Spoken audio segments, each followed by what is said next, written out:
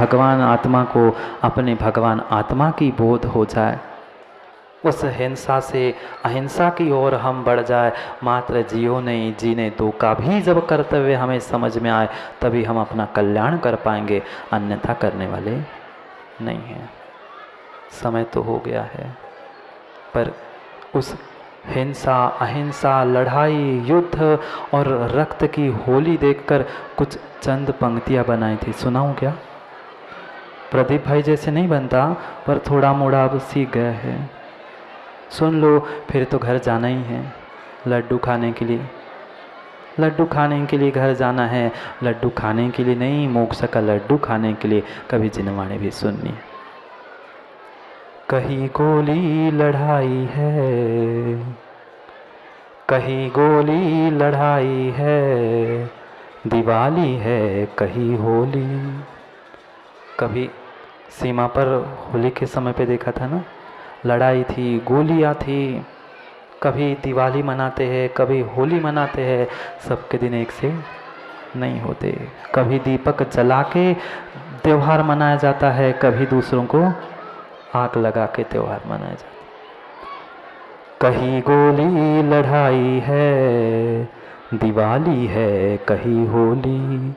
सीमा हो या हो पूरा देश, सीमा हो या हो पूरा देश, हर तरफ आज लाली है। सीमा हो या हो पूरा देश, हर तरफ आज लाली है। चाहे भीतर क्रोध कसाय की लाली हो, चाहे आँखों में लाली हो, चाहे इन माताओं के गालों पर छपाई हो दूसरी की लाली हो, वह लाली ही लाली है। चाहे सीमा पर जाकर युद्ध से वह खून से रक्त रंजित हुई हुई लाली हो। कहीं गोली लड़ाई है, लाली है कहीं होली। सीमा हो या हो पूरा दे, हर तरफ आज लाली है। छोड़ना है तुमको भी तो हिंसा की करनी दिवाली, छोड़ना है तुमको भी तो करनी हिंसा की दिवाली। क्योंकि जियो और जीने दो, क्योंकि जियो व जीने दो, वीर की ये ही है बोली, वीर की है ये ही बोली, वीर की है यही बोली। मेरे महावीर ने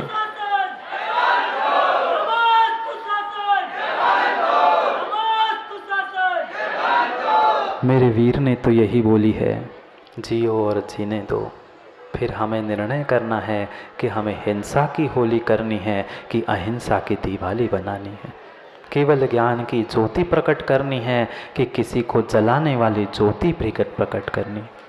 दोनों प्रकार की ज्योति है, एक ईर्ष्या की ज्योति होती है और एक केवल ज्ञान की ज्योति है। दोनों भीतर होती है। ईर्ष्या की ज्योति दूसरे के साथ अपने को भी जलाती है, केवल की ज्योति दूसरे को ज्ञान देने के साथ अपने का भी ज्ञान करती है। निर्णय मेरे पास है कि मुझे करना क्या है। मैं लाली में जीऊँ कि लालिमा को छोड़कर जीऊँ, विषय कसायों में जीऊँ कि भगवान बनने के मार्ग पर चल पड़ूँ। निर्णय समय स्वयं को करना है। समय हो गया है, समय हो गया है समय को समझने का। करेंगे पुनः कभी समय पर समय की चर्चा। दिन तो बहुत है, पर माँ चातुर्मास का आज का समापन का आखिरी का दिन खत्म नहीं हुए, ना आयु समाप्त हुई है, पर वह आपका चातुर्मास मढ़ौरा नगर का 2019 का, जहाँ जिसे संकल्प पूर्वक सभी ने, बालक युवा वृद्ध जितने जितने थे, वह 1-2 साल के भी, श्रेयांश दादा, 1-2 साल के बालक भी जिन्होंने अपने माता पिताओं को वहाँ जिनवाणी सुनने से यहाँ आने से नहीं रोका, वे बालक भी उस वर्षा योग के लिए सहयोगी थे। वह वृद्ध भी जो यहाँ आकर घर में जिनकी चलने की शक्ति नहीं, वे बेचारे लाठी टेकते टेकते जिनवाणी सुनने के लिए आ रहे थे। इससे बड़ा ज्ञान, इससे बड़ा उत्साह, इससे बड़ी भक्ति और क्या हो सकती। जो हम देव शास्त्र गुरु से जुड़कर जो हमने प्राप्त कर लिया है, वह सब कुछ हमारे जीवन के लिए कार्यकारी हो, वह सब कुछ संस्कार हम अपने जीवन के साथ ले जाए। इसी भावना के साथ जैसे प्रारंभ की घोषणा की थी, वैसे आज समाप्ति की भी घोषणा करके आज के समय को यही समाप्त कर दे। कल आओगे क्या माताओं, कल आओगे क्या? चतुर्मास तो पूर्ण हुआ, वर्षा योग तो समाप्त हुआ, कल नहीं आओगे ना? अभी बहुत कुछ हमें समझना है। उस श्रावक के संस्कारों से लेकर भगवान के संस्कारों तक प्राप्त होना है।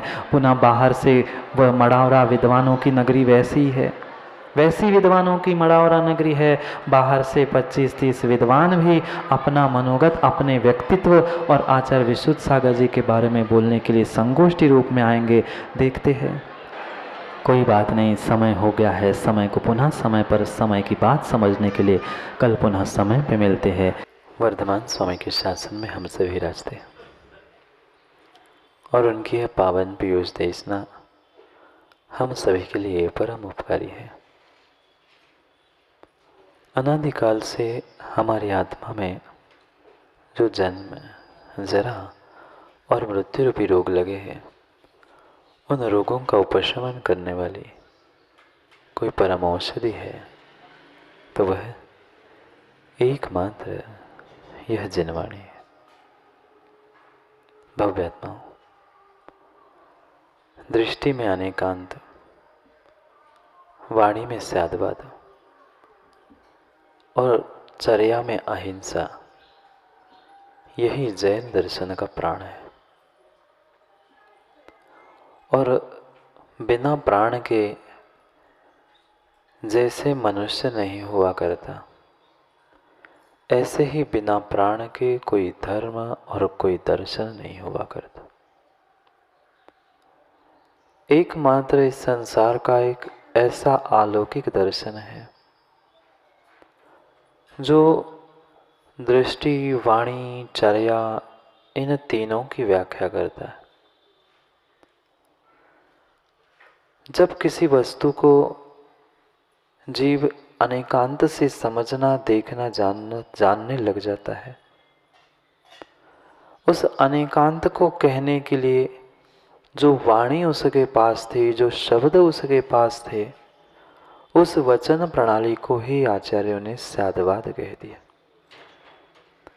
और जिसकी वाणी बदल गई, जिसकी दृष्टि बदल गई, उसकी चर्या बदले बिना रह नहीं सकती।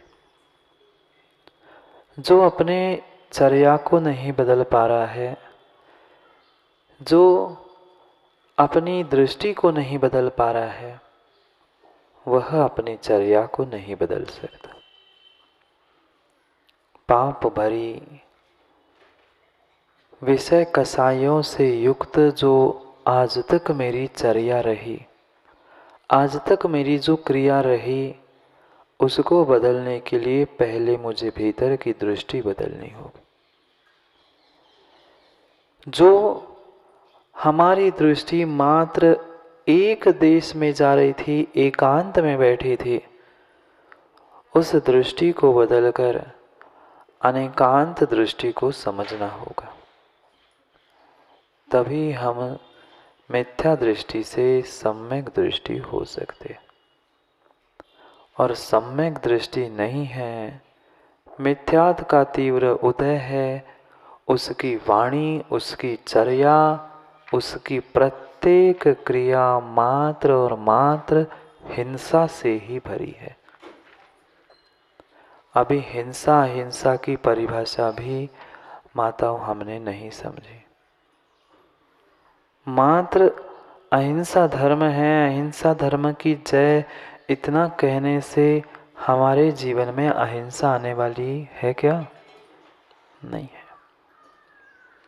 शब्दों की अहिंसा, ग्रंथों की अहिंसा, हमने सब कुछ समझ ली है, सब कुछ याद कर लिया है, पर भीतर की दृष्टि, क्या मेरी चर्या अहिंसक हो गई? क्या मेरी दृष्टि में अनेकांत आ गया? क्या मेरी वाणी में स्यादवाद आ गया? नहीं आया तो फिर किस बात के जैन धर्म के अवलंबी, फिर किस बात के जैन दर्शन को मानने वाले हम नहीं है। आज तक जीव को अनेकांत, सद्भाव और अहिंसा, इन तीनों शब्दों का भी अर्थ समझ में नहीं आया। बहुत अच्छे से समझना। दिन में कम से कम 2-4 बार, त्योहार के दिनों में तो 50 बार हम अहिंसा धर्म की बातें सुनते हैं, नारे लगाते हैं। रोज जिनवाणी की, सद्भावमयी वाणी की, अनेकांत वाणी की जयकारा भी लगाते हैं, पर जीव पहचान नहीं पा रहा है कि अनेकांत, सद्भाव, अहिंसा होती क्या है। नहीं समझ पा रहा है। जब तक मेरे भीतर हठाग्रह बना है कि मैंने जो सोचा है, मैंने जो देखा है, वस्तु वैसी ही है, तब तक तुम हिंसा से नहीं बच पा रहे हो। बहुत अच्छे से समझना। हमें अहिंसक होने के लिए सबसे पहले सम्यक दृष्टि बनना बहुत आवश्यक है, और सम्यक दृष्टि बने बिना तुम हिंसा से बच ही नहीं सकते। ये तो हमें पता है, ये तो हमें पता है। माँ, पता है कि बचपन से हिंसा करने वाला, दूसरे को दुख देने वाला सुखी होता है ना। दूसरे की हिंसा करके, दूसरे को दुख देके आप सुखी हो सकते हो ना। दुख देत दुख होत है, सुख देत सुख होत। ये पढ़ने के लिए, कहने के लिए कितना अच्छा लगता है। कितने कितने अच्छे शब्दों का संयोजन करके हम कहने का प्रयास करते हैं, पर कभी उतने अच्छे भावों का संयोजन हमने किया नहीं कर पाए। क्या करना होगा? जब तक मेरे भीतर राग द्वेष की परिणति है, तब तक वह राग द्वेष मेरे भीतर है, तब तक मैं अहिंसक बनने वाला नहीं हूं। नहीं हूं। सबसे बड़ी हिंसा, सबसे बड़ी हिंसा का जनक कुछ है, कोई है, तो वह राग और द्वेष। जहां राग है वहां कहीं ना कहीं द्वेष है ही। द्वेष नहीं होता तो राग नहीं होता, और राग नहीं होता तो द्वेष नहीं होता। किसी एक जीव के प्रति मेरी राग की परिणति चल रही है, तो दूसरे जीव के प्रति मेरी द्वेष की परिणति अवश्य ही चलेगी। और द्वेष हुआ है, द्वेष किसी के साथ हुआ है, तो ये प्रमाण पत्र है कि तुम्हारा कहीं ना कहीं राग अटका है। बिना राग द्वेष के, बिना राग द्वेष की पटिया के, निर्मल जी क्या कह रहे थे अभी? पटिया की बातें बता रहे थे ना। बिना राग द्वेष की पटिया के तुम पीछे नहीं जा रहे हो। उस राग द्वेष के 2 पार्टों में तुमने अपना तो अकल्याण किया ही, साथ साथ दूसरों का भी अकल्याण किया। दूसरों का भी किया और स्वयं का भी नुकसान किया। एक ही वस्तु थी, एक ही वस्तु थी, पर उस वस्तु को अगर राग द्वेष छोड़कर हम सभी तरह से समझना चाहे, सभी एंगल से, सभी दृष्टिकोण से देखना चाहे, उसके अनेक अनंत स्वभावों को अगर हम ग्रहण करना सीख ले, तो हमारी दृष्टि अनेकांतमयी हो जाएगी। और हमारी जो मिथ्या भ्रांति थी, जो मिथ्या दृष्टि में बनकर घूम रहा था, वही मैं सम्यक दृष्टि बनूंगा जब तत्वों का यथार्थ निर्णय होगा। श्रद्धान माणिक दादा तभी जीव कर पाएगा। श्रद्धान करने से पहले जीव को तत्वों का निर्णय होना जरूरी है। बिना निर्णय के तत्वों का यथार्थ श्रद्धान संभव नहीं है। अभी भी हमारे पास तत्वों का निर्णय, तत्वों का श्रद्धान है, पर वह विपरीत है। वह एकांत से है, और जब तक एकांत है तब तक हिंसा है। जब तक हठाग्रह है तब तक हिंसा है, और जब तक भीतर हिंसा है तब तक तुम भगवान बनने वाले हो ना? बन जाओगे ना? हिंसा करके भगवान बन जाओगे ना? नहीं बनने वाले। अहिंसा का पथ प्राप्त किए बिना, मोक्ष पथ पर चले बिना किंचित भी भगवान बनने वाले नहीं हैं। व्यक्ति सोचता है मैं दूसरे को कष्ट देके, दूसरे को मारकर मैं खुश हो जाऊंगा, मैं जी लूंगा। आज तो पुण्य की कणिका के निमित्त से जी रहा है, पर ये विश्वास मानना आज तूने दूसरे को दुख दिया है, दूसरे को कष्ट दिया है, दूसरे को मारा है, दूसरे को बांधा है, कल कभी ना कभी वो तुम्हें भी मारने, पकड़ने, बांधने आ ही जाएगा। भले कोई निमित्त मिले, भले कोई निमित्त मिले, पर वो ही जीव आएगा, वो ही जीव आएगा जिसके साथ तुमने दुर्व्यवहार किया था। पुराणों को नहीं पढ़ा क्या आप लोगों ने?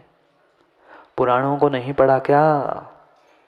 पूरा पूरा पुराण तो, पूरे प्रथमान युग ग्रंथ तो मात्र और मात्र इसी से भरे पड़े हैं। दुख देत दुख होत है, दुख देने से ही दुख मिले है, चाहे एक क्षण के लिए, चाहे हंसी में किया हो, मजाक में किया हो, पर दूसरे को परेशान करोगे कभी ना कभी फल मिलेगा। परेशान करना मतलब हिंसा नहीं होता ना? दूसरे को परेशान करना मतलब हिंसा नहीं होता ना? दूसरे को कष्ट देना मतलब हिंसा नहीं होता ना? झूठ बोलना मतलब हिंसा नहीं होता ना?